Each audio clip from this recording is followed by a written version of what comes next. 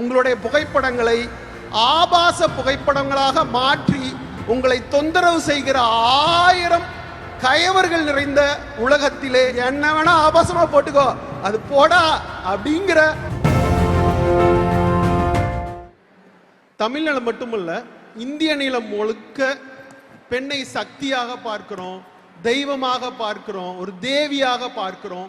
யாதுமாயி நின்றாய் காளி அப்படின்னு பெண்ணை ஒரு பெரிய ஒரு தெய்வமாக பார்க்கிறோம்.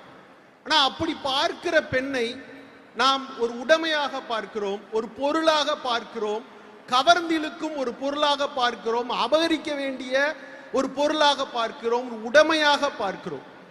அந்த உடைமையாக பார்க்கறதுனால தான் பெண் மொத்த வாழ்க்கை முழுக்க ஒரு பெரிய அடிமைத்தனத்திலிருந்து அவ விழுந்து கிடந்தாள். பொருளாதார விடுதலை அவளுக்கு இல்லை, சமூக கட்டுப்பாட்டில் அவள் சிக்கிக்கொண்டாள், குடும்பத்திலிருந்து சிக்கிக்கொண்டாள், ஆணாதிக்கத்தில் சிக்கிக்கொண்டாள். அங்கிருந்து திராவிடம் என்கிற தத்துவம், பெரியார் கொண்டு வந்த தத்துவம் மட்டும்தான் தமிழகத்தில் பெண்கள் விடுதலைக்கான முதல் கல்லை எடுத்து வைக்கிறது. அந்த முதல் கல் தான் பெண்கள் கல்வியறி பெற வேண்டும், சமூகத்தில் இருந்து விடுதலை பெற வேண்டும், சமூக கட்டமைப்பில் இருந்து, குடும்ப கட்டமைப்பில் இருந்து விடுதலை பெற வேண்டும், பொருளாதார கட்டமைப்பில் இருந்து விடுதலை பெற வேண்டும் என்ற முதல் கல்லை எடுத்து வைக்கிற அந்த முதல் அடிதான் பெண்கள் இவ்வளோ பெரிய சக்தியாக வணங்கி கொண்டிருக்கிற, அபகரிக்கிற ஒரு பொருளாக பார்த்து கொண்டிருக்கிற இந்த ஆணாதிக்க சமூகத்தில் சக மனுஷியாக ஒரு பெண் பெரிய இடத்தில் ஜெயித்து நிற்கிறார்.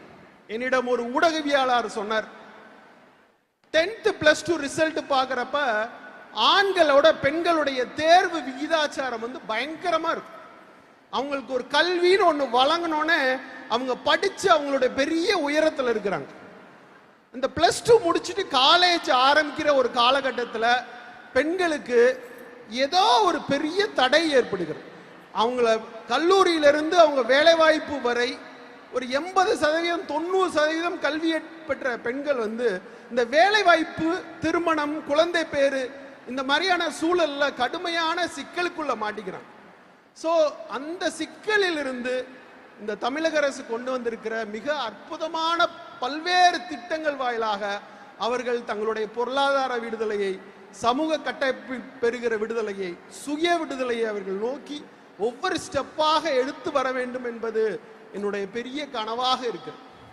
இன்னைக்கு இருக்கிற பெண்களுக்கு 2 பிரச்சனை இருப்பதாக ஒரு தகப்பனாக நான் உணர்கிறேன், ஒரு மனிதனாக, ஒரு ஆணாக உணர்கிறேன்.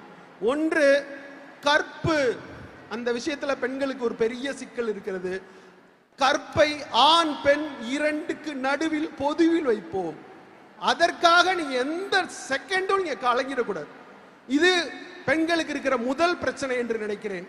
2வது பிரச்சனை, இன்னைக்கு சோசியல் மீடியா, நீங்க பார்க்கிற இடத்துல எல்லாம் எல்லா மொபைல்லையும் கேமரா, ஊடகங்கள்ல, ட்விட்டர்ல, ஃபேஸ்புக், இன்ஸ்டா அப்படின்னு எல்லா இடத்துலையும் போட்டோஸ் இருக்கு.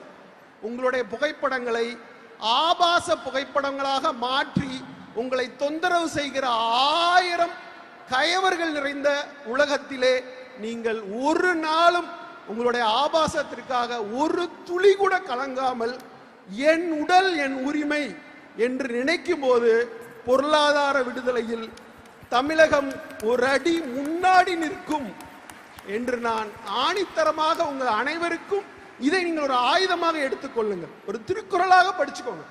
கற்பு பொதுவில் வைப்போம், என் உடல் என் உரிமை, நீ என்ன வேணா ஆபாசமா போட்டுக்கோ, அது போடா அப்படிங்கிற அந்த எண்ணத்தை உங்களுடைய கனவில் வைத்துக் கொள்ளுங்கள். உங்களை வெல்ல யாராலும் முடியாது.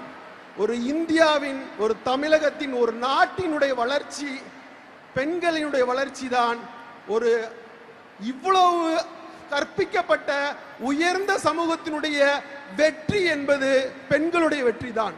140 கோடி இந்தியாவில் 70 கோடி பெண்கள் எழுந்து நின்றால் இந்தியா பெரிய வல்லரசாக மாறி இருக்கும். அதை இந்த வெல்லும் பெண்களுடைய சபையில் நான் கண்ணார பார்க்கிறேன். உங்கள் அனைவருக்கும் ஒரு அண்ணனாக, ஒரு தகப்பனாக, ஒரு நண்பனாக உங்கள் வெற்றிக்கு எந்நேரமும் என் குரல் ஒலித்து கொண்டே இருக்கும். நன்றி. நன்றி சார், ரொம்ப ப்ரொஃபவுண்டா இருந்தது சார். என் உடல் என் உரிமை அப்படின்றது யார் வேணா என்ன வேணா பண்ணிக்கோங்க அந்த போட்டோவை, but this is me and this is the way I love my self அப்படின்னு ஒன்று சொன்னீங்கல்ல, அது நிறைய பெண்களுக்கு இன்னைக்கு ஒரு மிகப்பெரிய டேக் பேக்காக இருக்கும். மீண்டும் அதுக்கு மனமார்ந்த நன்றிகள் சார். Thank you very much.